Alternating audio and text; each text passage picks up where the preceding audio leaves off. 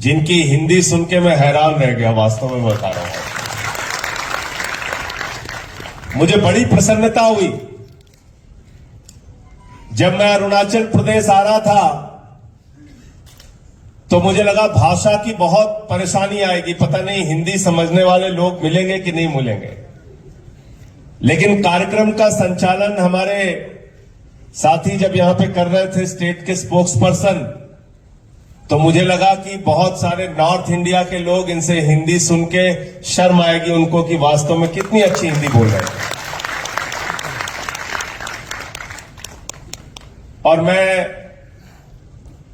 यहां पे जो अपनी नृत्य कला का प्रदर्शन किया, हमारी बच्चियों ने, उनको भी बहुत हृदय से बधाई देना चाहता हूं। हमारा अरुणाचल जो गीत आप गा रही थी यहां पे, मैंने पूछा स्टेट प्रेसिडेंट साहब से, तो उन्होंने बताया कि ये अरुणाचल की खूबसूरती के बारे में, उसकी अच्छाई के बारे में डॉक्टर हजारिका साहब के द्वारा लिखा गया जो गीत है, उसको यहां पे ये लोग गा रही थी। मैं आप सबको हृदय से बधाई देना चाहता हूं, शुभकामनाएं देना चाहता हूं।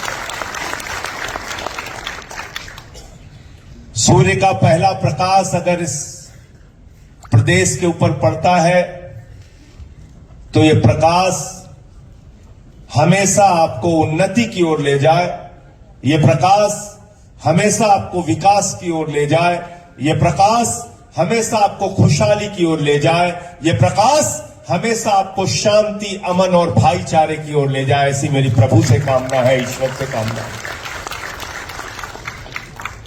कितना खूबसूरत प्रदेश है। 26 से ज्यादा मेजर ट्राइब्स यहां पे रहते हैं और 100 सब ट्राइब्स यहां पे रहते हैं। इतनी विविधता, इतनी डाइवर्सिटी, इतने तरह के लोग इस एक प्रदेश में रहते हैं। यही असली भारत है। यूनिटी इन डाइवर्सिटी हमारी पहचान है। विविधता में एकता भारत की विशेषता है।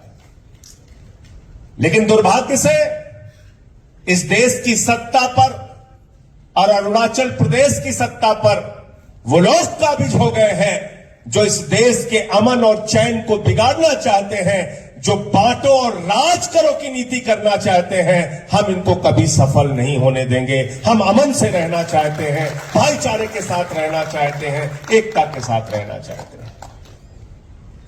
और मैं तो ये बार बार कहता हूं कि ये देश कैसे चलेगा? ये देश चलेगा बाबा साहब डॉक्टर भीमराव अंबेडकर के संविधान से। ये देश नरेंद्र मोदी और खांडू के फरमान से नहीं चलेगा, ये भारत के संविधान से चलेगा। बाबा साहब डॉक्टर भीमराव अंबेडकर, कितना अच्छा, कितना खूबसूरत संविधान लिखा उन्होंने। और आर्टिकल 1 लिखा पार्लियामेंट के अंदर। हम लोग उसको जब गए तो हमने उस पर शपथ लिया। आर्टिकल 1 कॉन्स्टिट्यूशन का कहता है, India that is Bharat shall be A union of states. ये आर्टिकल 1 कॉन्स्टिट्यूशन का कहता है। मोदी जी कहते हैं हम इंडिया का नाम बदल देंगे। 900 टाइम्स इंडिया का नाम कॉन्स्टिट्यूशन में आया है। ये किसी के पिता की देन नहीं है, ये बाबा साहब डॉक्टर भीमराव अंबेडकर के द्वारा कॉन्स्टिट्यूशन में इंडिया लिखा गया है। इंडिया का नाम बदलने की कोशिश बीजेपी वालों कतई मत करना, वरना पूरा देश तुम्हारे खिलाफ सड़कों पे खड़ा हो।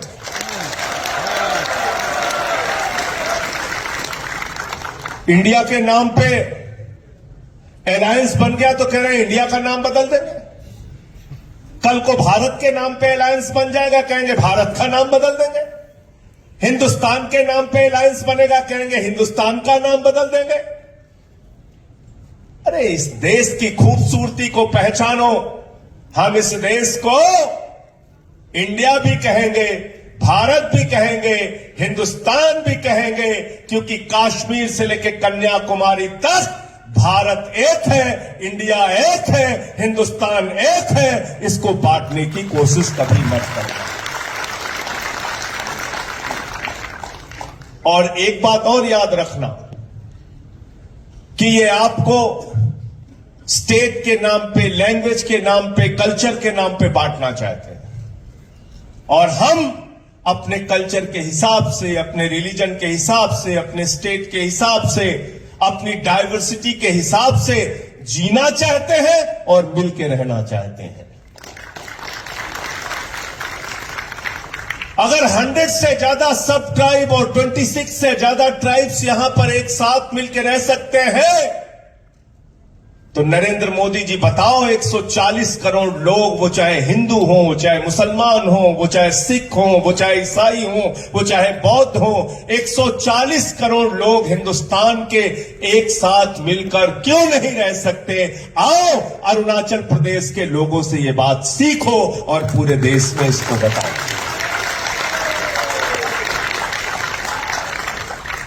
तुम गांधी के देश में हिंसा कराना चाहते हो?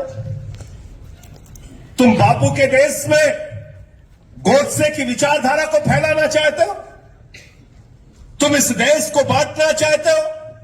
क्या हो रहा? पिछले 5 महीने से हम मणिपुर के अंदर, मणिपुर चल रहा है, घरों की आगजनी हो रही है, धार्मिक स्थलों को जलाया जा रहा है, लोगों की हत्याएं की जा रही है, महिलाओं को निवस्त्र करके टहलाया जा रहा है, उनके साथ गैंगरेप किया जा रहा है। और मैं तो हैरान था, कई दिन तक मुझे अच्छे से नींद नहीं आई, रात में नींद टूट जाती थी जब मैंने पढ़ा कि एक कारगिल का योद्धा, जिसने कारगिल के युद्ध में हिस्सेदारी ली थी, उस कारगिल के योद्धा ने कहा, मैंने इस देश की रक्षा तो की लेकिन अपनी पत्नी की रक्षा नहीं कर पाया। मैंने उसके बाद देश की पार्लियामेंट के अंदर मणिपुर की हिंसा के खिलाफ आवाज उठाई, मोदी ने मुझे सस्पेंड कर दिया। मैंने कहा एक नहीं 1000 बार सस्पेंड करोगे तब भी मणिपुर के लिए न्याय मांगता रहूंगा। तुम्हारी इन बदर भुर्तियों से डरने वाले नहीं। 5 महीने से देश का एक हिस्सा जल रहा है, वहां हिंसा हो रही है और हमारे देश के प्रधानमंत्री के मुंह से एक शब्द नहीं निकलता। वो चुनाव की रैलियां कर रहे हैं। मैंने बचपन में पढ़ा था कि रोम जल रहा था, नीरो बंसी बजा रहा था, आज मणिपुर जल रहा है, नरेंद्र मोदी चुनावी रैली कर रहा है।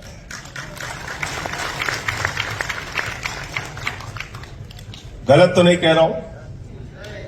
गलत तो नहीं कह रहा हूं? तो इसलिए आपसे कहना चाहता हूं, अगर आम आदमी पार्टी के सच्चे सिपाही हो आप लोग, और आज इतनी बड़ी तादाद में 2 महीने के प्रयास में, अगर राजेश शर्मा जी के प्रयास से, अगर हमारे स्टेट प्रेसिडेंट के प्रयास से, अगर हमारे साथियों के प्रयास से इतनी बड़ी तादाद में आप लोग इकट्ठा हुए हैं, तो आप सब बधाई के पात्र हैं। अरुणाचल प्रदेश में परिवर्तन आप लोग करेंगे, आम आदमी पार्टी के लोग करेंगे। राजेश शर्मा जी हमारे नॉर्थ ईस्ट के इंचार्ज हैं। मैं कल गया था, डॉक्टर चौधरी साहब, हमारे भूपेंद्र चौधरी जी आसाम के प्रेसिडेंट हैं। गुवाहाटी में बहुत बड़े कार्यकर्ताओं का सम्मेलन हुआ और इतने छोटे से स्टेट में, जहां 16 लाख की आबादी है, जहां इतना बड़ा एरिया है, एक एक एरिया 800 किलोमीटर की दूरी पर है, उस स्टेट के अंदर 2 महीने के प्रयास में अगर हमारे यामराज जी इतनी बड़ी सभा कर पा रहे हैं, आप लोग सारे लोग मिलकर इतनी बड़ी सभा कर पा रहे हैं, तो ये आम आदमी पार्टी के लिए बहुत बड़े गौरव की बात है, प्रसन्नता की बात है। आप सबको हृदय से बधाई देना चाहता हूं। लेकिन कुछ दुख था इनके मन में। मुझसे कह रहे थे कि यहां चुनाव होता है तो लोग पैसे बांटते हैं, चुनाव होता है तो शराब बांटते हैं, चुनाव होता है तो छोटी मोटी जरूरतें पूरी कर देते हैं और सरकार बना लेते हैं, चुनाव जीत जाते हैं। यह हमारे लोकतंत्र के लिए बहुत दुर्भाग्य की बात है। यह बहुत ही दुर्भाग्यपूर्ण है कि लोग पैसे देके टिकट खरीदते हैं पार्टियों का, उसके बाद लोगों का वोट खरीदते हैं, और जब विधायक बन जाते हैं, मंत्री बन जाते हैं, मुख्यमंत्री बन जाते हैं, तो 5 साल तक उस प्रदेश को लूटने का काम करते हैं, भ्रष्टाचार करने का काम करते हैं। और दुर्भाग्य से मित्रों, यही हो रहा है अरुणाचल के साथ। आपके पहाड़ बेचे जा रहे हैं, आपकी माइंस बेची जा रही है, आपका कैरियर बेचा जा रहा है, आपका भविष्य बेचा जा रहा है, आपका राशन बेचा जा रहा है, आपका एजुकेशन बेचा जा रहा है, आपकी सड़कें बेची जा रही हैं। हम लोग 2 वक्त की रोटी खाते हैं और अरुणाचल प्रदेश के नेता सड़क खाते हैं, बिजली खाते हैं, पानी खाते हैं, स्कूल खा लेते हैं, पूरा का पूरा स्कूल खा लेते हैं, माइंस खा लेते हैं, कोयला खाते हैं, कोयला खाते हैं, खाते नहीं खाते बताओ? खाते हैं ना? अगर इनके करप्शन पे रोक लगाना है तो आम आदमी पार्टी जैसी ऑनेस्ट पार्टी यहां पे आपको लानी पड़ेगी। आम आदमी पार्टी की जिस दिन सरकार बनेगी, इन बेईमानों का सारा धंधा बंद हो जाएगा, क्योंकि इस पार्टी का जन्म हुआ है करप्शन के खिलाफ लड़ने से। अन्ना जी का आंदोलन चल रहा था, केजरीवाल साहब, हम लोग पूरा देश एक साथ निकल के हम लोगों ने कहा करप्शन के खिलाफ एक कानून बना दो, करप्शन के खिलाफ एक कानून बना दो। सरकार ने कहा कानून बनाना है तो विधानसभा में आओ, कानून बनाना है तो लोकसभा में आओ। और इस चुनौती को अरविंद केजरीवाल के नेतृत्व में देश की जनता ने स्वीकार किया और 10 साल के अंदर आप लोगों के कृपा और आशीर्वाद से केजरीवाल जी ने अपनी मेहनत से आम आदमी पार्टी को राष्ट्रीय पार्टी का दर्जा दिलाने का काम आप सबके साथ किया। बहुत बहुत बधाई के पात्र। और यह परिवर्तन देश के हर हिस्से में हो रहा है। इतनी भीड़ तो पहले दिल्ली में नहीं इकट्ठा होती थी जितनी अरुणाचल में आज इकट्ठा हुई है। तो जब आप लोग इस लोकतंत्र को बचाने के लिए, अरुणाचल प्रदेश को बचाने के लिए, इस खूबसूरत प्रदेश को बचाने के लिए काम करेंगे, निष्ठा और ईमानदारी के साथ काम करेंगे, तो लोगों को एक ही बात समझाना है। आज तुमको ये 5,000 रुपए दे रहा है, आज ये वोट मांगने वाला कैंडिडेट आपको 20,000 रुपए दे रहा है, 10,000 रुपए दे रहा है, दारू की बोतल दे रहा है, मुर्गा खिला रहा है, लेकिन जिस दिन ये जीत जाएगा आपके बच्चों के एजुकेशन को बेचने का काम करेगा, अरुणाचल प्रदेश के हॉस्पिटल्स को, सड़क को, स्टेडियम को बेचने का काम करेगा, अरुणाचल प्रदेश के फ्यूचर और भविष्य को बेचने का काम करेगा। और हमने देखा कि यहां पर एक नौजवान, उसका अब वो इस दुनिया में नहीं है, हमारा वो नौजवान ग्यामर, और उसने करप्शन के खिलाफ लड़ाई लड़ी। करप्शन क्या था? सिविल सर्विसेज में 40-40 लाख रुपए में पेपर लीक किया गया। 40-40 लाख रुपए में। उसके खिलाफ उस नौजवान ने आवाज उठाई। अगर आम आदमी पार्टी से जुड़ना चाहते हो, अगर अरुणाचल को करप्शन फ्री बनाना चाहते हो, अगर अरुणाचल प्रदेश के लोगों को कहना चाहते हो नो टू करप्शन, तो ग्यामर के रास्ते पे चलना पड़ेगा। ऑनेस्टी से इस प्रदेश को बचाने के लिए काम करना पड़ेगा। और जो स्टैचू बनाने की लड़ाई चल रही है, स्टैचू ऑफ ऑनेस्टी, उस स्टैचू ऑफ ऑनेस्टी को बनाने के लिए हम सारे लोग आम आदमी पार्टी के कार्यकर्ता काम करेंगे। ग्यामर यहां के हीरो हैं। क्यों? क्योंकि वो ऑनेस्टी के लिए लड़ाई लड़ी और इसलिए इस प्रदेश को खोखला करने वाले लोग, उनको यह बताना पड़ेगा कि जो नेता पैसे देके चुनाव में टिकट लाएगा, पैसे खर्च करके वोट लेगा, एमएलए बनेगा, मिनिस्टर बनेगा, तो चुनाव जीतने के बाद वो रामायण की श्लोक तो नहीं पढ़ेगा, कुरान की आयत तो नहीं पढ़ेगा, बाइबल का पाठ नहीं करेगा। वो चुनाव जीतने के बाद करप्शन करेगा, जितना पैसा खर्च किया है उसका 10 गुना ज्यादा पैसा निकालने का काम करेगा। आम आदमी पार्टी क्या करती है? केजरीवाल जी क्या कहते हैं? वो कहते हैं ईमानदारी से मैं आपके लिए काम करूंगा, लेकिन उसकी पहली शर्त यह है कि ईमानदारी के साथ आपको हमको वोट देना पड़ेगा। गलत तो नहीं कह रहा हूं? ईमानदारी से वोट दोगे तो मैं ईमानदारी से काम करूंगा, करप्शन के नाम पे वोट दोगे तो करप्शन करेंगे। तो इसलिए ईमानदारी के नाम पर अगर आप वोट दोगे तो केजरीवाल साहब कहते हैं, और दिल्ली के अंदर वो करिश्मा अरविंद केजरीवाल ने करके दिखाया। जब सत्ता में आए तो किसी ने सोचा नहीं था भारत के पहले मुख्यमंत्री अरविंद केजरीवाल बने, जिन्होंने कहा गरीब के घर में रोशनी तो होनी चाहिए, लेकिन उस रोशनी की कोई कीमत नहीं होनी चाहिए। फ्री इलेक्ट्रिसिटी दिल्ली के अंदर पहली गवर्नमेंट आम आदमी पार्टी की केजरीवाल जी की बनी। और जो हमारे अरुणाचल के साथी दिल्ली में पढ़ाई करते होंगे, रहते होंगे, उनका जीरो बिजली का बिल आता होगा, पूछ लेना आप। आता नहीं आता जीरो बिजली का बिल?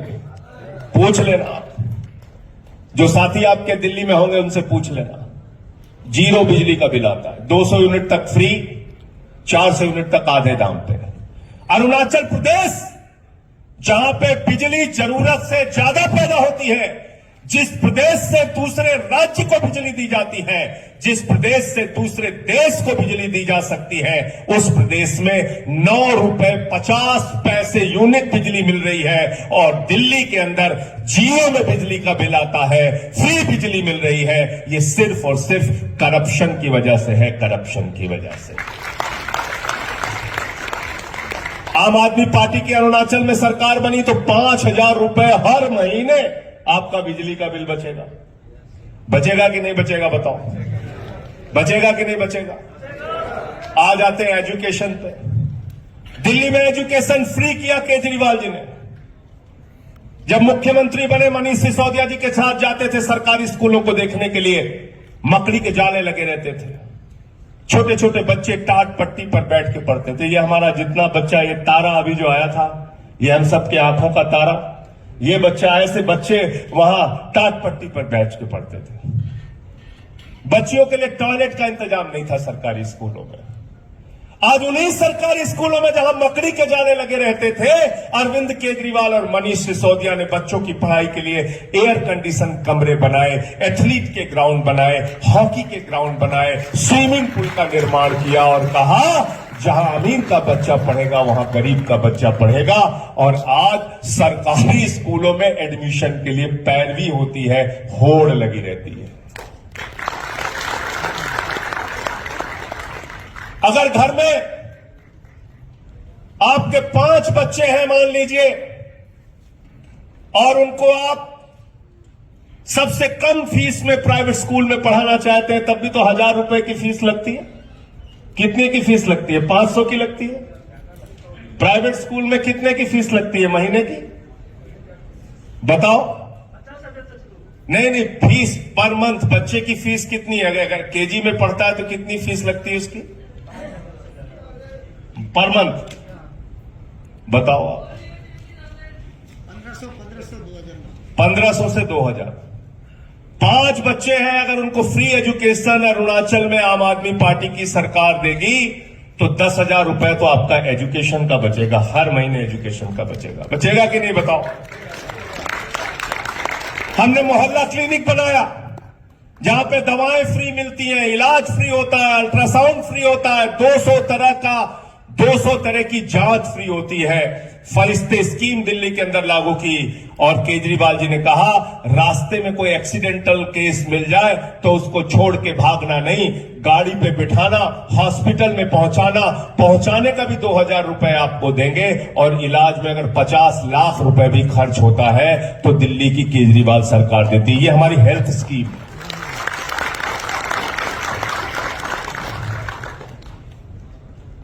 हिंदुस्तान के अंदर किसी मुख्यमंत्री ने इस तकलीफ को नहीं समझा कि एक महिला जो रोजगार करती है किसी के घर में, जाके बर्तन मांजती है या झाड़ू लगाती है या छोटे मोटे काम करती है, उस महिला को एक जगह से दूसरी जगह जाने के लिए रोज 50 रुपए 100 रुपए खर्च करना पड़ता है। देश के किसी मुख्यमंत्री ने इस तकलीफ का एहसास नहीं किया कि एक रेहड़ी वाले, एक गरीब आदमी, एक झुग्गी में रहने वाले आदमी की अगर 3 बेटियां हैं, उसको कॉलेज जाना है तो उसको रोज 100-150 रुपए का इंतजाम करना होता है। इस दर्द को, इस तकलीफ को, बेटियों की उन तकलीफ को समझने का काम अरविंद केजरीवाल ने किया। उन्होंने कहा माताओं, बहनों और बेटियों के लिए दिल्ली के अंदर बस की यात्रा पूरी तरीके से फ्री होगी, फ्री।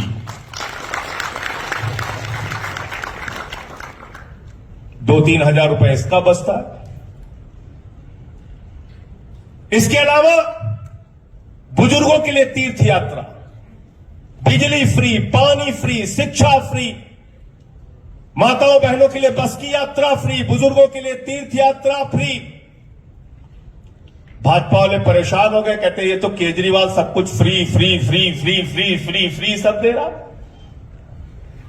कहने लगे इनका बजट तो बर्बाद हो जाएगा, ये बजट तो खत्म हो जाएगा, केजरीवाल तो सरकार चला नहीं पाएंगे। लेकिन केजरीवाल ने वो करिश्मा करके दिखाया। दिल्ली के अंदर पिछले 8 साल से सब कुछ फ्री देने के बाद मुनाफे का बजट दिल्ली की सरकार दे रही है, केजरीवाल जी की सरकार दे रही है। इसका मतलब क्या हुआ? इसका मतलब यह है कि अगर अपने खजाने पे जिसका पैसा आपके टैक्स से भरा जाता है, अगर उस खजाने के ऊपर केजरीवाल को बिठाओगे तो वो पैसा आपके लिए काम आएगा। उस खजाने के ऊपर अगर खांडू को बिठाओगे तो वो पैसा लूट और भ्रष्टाचार के लिए काम आएगा। गलत तो नहीं कह रहा हूं? गलत तो नहीं कह रहा हूं? यहां पूरी की पूरी सरकार बदल जाती है। रात में कांग्रेस की सरकार रहती है, सुबह बीजेपी की हो जाती है। दिन में बीजेपी की रहती है, सुबह उठने पे फिर कांग्रेस की हो जाती है। ये अरुणाचल प्रदेश के अंदर बंद करना पड़ेगा और हम सबको इकट्ठा होकर आम आदमी की सरकार बनानी पड़ेगी, अपनी सरकार। हम तो कहते हैं आम आदमी की सरकार, आपकी सरकार। और मोदी जी किसकी सरकार चला रहे देश के अंदर? किसकी सरकार चला रहे बताइए? अडानी। जोर से बोलिए, धीरे आवाज आ रही है, नौजवान में। किसकी गवर्नमेंट चला रहे नरेंद्र मोदी जी? इंडिया की गवर्नमेंट चला रहे कि अडानी की? अडानी की। आकाश में चले जाओ तो हवाई जहाज किसका है? पीछे से आवाज नहीं आ रही, हमारी बेटियां बैठी हुई है, जोर से आवाज बताइए। किसका है हवाई जहाज? किसका है? अडानी। जमीन पे आ जाओ तो एयरपोर्ट किसका? समुद्र में चले जाओ तो सी पोर्ट किसका? पाताल में चले जाओ तो कोयला किसका? गैस किसका? बिजली किसकी? पानी किसका? सड़क किसकी? रेल किसका? तेल किसका? खेल किसका? तो इसीलिए मैं मोदी जी से कहता हूं, मोदी जी आप इंडिया के नहीं अडानी के प्रधानमंत्री हो, अडानी के। किसी ने मुझसे कहा कि इस बार 2024 के चुनाव में इंडिया अलायंस और एनडीए की लड़ाई होगी। मैंने कहा हां, इंडिया अलायंस तो रहेगा, लेकिन ये जो एनडीए है ना, ये है new dealer of Adani. NDA क्या है? एनडीए क्या है? New dealer of Adani. इनको कोई काम नहीं करना। पूरा देश किसके नाम पे नीलाम कर रहे हैं? अपने दोस्त के नाम पे। अरविंद केजरीवाल देश के लिए काम कर रहे हैं, नरेंद्र मोदी दोस्त के लिए काम कर रहे हैं, ये फर्क है। मोदी जी कहते हैं भारत माता की जय, हम भारत की रेलवे बेचेंगे। मोदी जी कहते हैं भारत माता की जय, हम भारत का तेल बेचेंगे। भारत माता की जय, हम भारत का खेल बेचेंगे। भारत माता की जय, हम भारत की सेल बेचेंगे। और केजरीवाल जी कहते हैं भारत माता की जय, हम आपके बच्चों के लिए स्कूल बनाएंगे, बिजली फ्री देंगे, पानी फ्री देंगे, शिक्षा फ्री देंगे, एजुकेशन फ्री देंगे, तरक्की पर लेकर जाएंगे। ये बुनियादी फर्क। भारत माता की जय लगाकर भारत को बेचने वाले लोगों से आपको सावधान रहना पड़ेगा। भारत माता की जय लगाकर जो लोग आपको इस देश को तरक्की के रास्ते पे ले जाना चाहते हैं, उनके साथ आपको जुड़ना पड़ेगा। उनके साथ, आम आदमी के साथ आपको जुड़ना पड़ेगा। इसलिए आपको मेहनत करना होगा। ये पैसे के लेन देन पर जो वोट पड़ता है, इसको आपको कहना पड़ेगा। अरुणाचल के लोगों, आपको घर घर जाके बताना पड़ेगा, केजरीवाल का मॉडल यहां चाहते हो, फ्री एजुकेशन, फ्री बिजली, फ्री पानी, ये मॉडल यहां पर चाहते हो, तो चुनाव में कोई भी आपको पैसा देने के लिए आए, उसको अपने घर से भगा देना, कह देना वोट ईमानदारी के नाम पर। ऑनेस्टी से वोट और ऑनेस्टी से काम। वोट ऑनेस्टी का, काम ऑनेस्टी का। यही हमारी सच्ची श्रद्धांजलि अपने उस नौजवान को होगी जिसकी स्टैचू ऑफ ऑनेस्टी हम लगाना चाहते हैं ग्यामर के लिए। सच्ची श्रद्धांजलि हमारे दिल से यही ट्रिब्यूट होगा कि हम अरुणाचल को करप्शन से निकालें, करप्शन से बाहर करें। आज साथियों और दोस्तों, आम आदमी पार्टी का सफर इतना आसान नहीं था। दिल्ली में जब केजरीवाल जी ने पार्टी बनाई तो लोग हंसते थे हमारे ऊपर, मजाक उड़ाते थे, कहते थे आम आदमी पार्टी वालों का पता नहीं चलेगा, इनका कहीं अता पता नहीं चलेगा। पहले चुनाव में 28 सीटें आई, दूसरे चुनाव में 67 सीट्स आई और तीसरे चुनाव में 62 सीट्स आई। दूसरे चुनाव में केजरीवाल जी को जब 67 सीट्स मिली तो बीजेपी वालों को 3 सीट आई। लोगों ने कहा बीजेपी को दिल्ली की जनता ने स्कूटर पार्टी बना दिया। बोले स्कूटर पार्टी क्या है? बोले एक स्कूटर पे 3 विधायक बैठो और विधानसभा जाओ। लेकिन 5 साल काम करने के बाद देश के पहले मुख्यमंत्री अरविंद केजरीवाल, जिन्होंने जनता से कहा भाइयों और बहनों, अगर आपके बच्चों की शिक्षा के लिए काम किया है, अगर आपके लिए इलाज के लिए काम किया है, अगर आपको फ्री बिजली, फ्री पानी देने के लिए काम किया है, तो मुझे वोट देना। जाति के नाम पर नहीं, धर्म के नाम पर नहीं, दंगे के नाम पर नहीं, फसाद के नाम पर नहीं, हिंसा के नाम पर नहीं, दिल्ली की तरक्की के नाम पर हमको वोट देना। और 62 सीट्स दिल्ली की जनता ने 2020 में दिया। आप सबको मैं एक ही बात कहना चाहता हूं कि देश की अर्थ, और आप सब नौजवान हैं, पढ़े लिखे लोग हैं, यहां बहुत सारे पढ़े लिखे लोग रहते हैं। अपने देश के बारे में, अपने प्रदेश के बारे में 10 मिनट रोज सोचिए जरूर। 10 मिनट रोज पढ़िए कि देश के साथ हो क्या रहा है। जब आप पढ़ेंगे तो आपके मन में नाराजगी होगी, जब आप पढ़ेंगे तो आपको गुस्सा आएगा, जब आप पढ़ेंगे तो आप जान पाएंगे कि आपके साथ क्या हो रहा है। 13 लाख करोड़ रुपए साथियों, 13 लाख करोड़ रुपए चंद पूंजीपतियों का नरेंद्र मोदी जी ने माफ कर दिया। 6 लाख करोड़ रुपए का बैंक फ्रॉड हुआ पिछले 9 साल के अंदर। एक भी वादा जो आपसे किया उन्होंने पूरा नहीं किया। बोले काला धन लाएंगे, इतना काला धन लाएंगे कि हर आदमी के खाते में कितना जमा हो जाएगा, सबको याद है, कोई भूला नहीं है। 15 पैसे नहीं आए किसी के खाते में। नौजवानों को कहा 2 करोड़ नौकरियां देंगे, कोई नौकरी नहीं दी। कहा महंगाई कम करेंगे, महंगाई कम नहीं किया। कहा किसानों के फसल का दाम 2 गुना कर देंगे, नहीं किया। क्या किया मोदी जी ने? क्या किया?